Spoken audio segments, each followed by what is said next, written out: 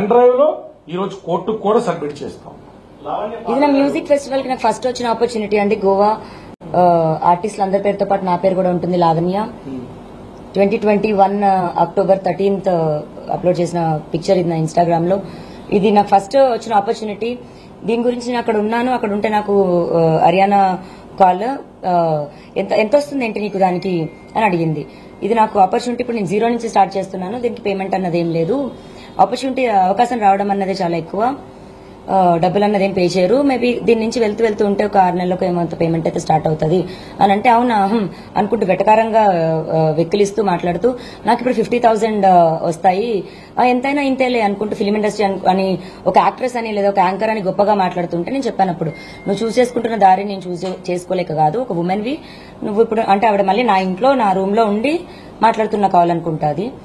ఇప్పుడు ఎక్కడున్నావని అక్కడి నుంచి సమాధానం నీకు అలాగే చెప్పగలను, దయచేసి నీ పన్ను చూసుకో అని. అక్కడ నాకు అమ్మాయికి నాకు ఘర్షణ జరిగింది. అది విత్ రికార్డింగ్ ఉంది నా దగ్గర. నేను టైం వచ్చినప్పుడు నేను అది కూడా సబ్మిట్ చేస్తాను.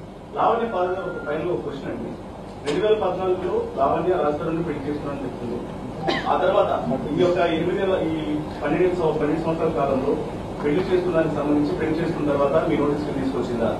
ఆ తర్వాత పెళ్లికి సంబంధించినటువంటి ఆధారాలు మీకు ఏమైనా చూపించిందా?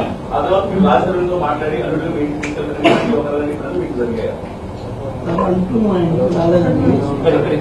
తనంటూ మా ఇంటికి రాలేదండి.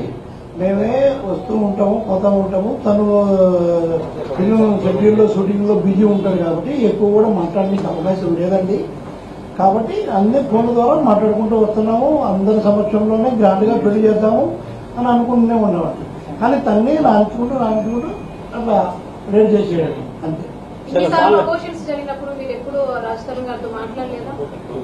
మాట్లాడలేదు దాని విషయంలో. నేను ఎందుకంటే ఆడపిల్ల అలాంటి మాటలు నాకు గుర్తు రావండి. మా మాట్లాడతాను.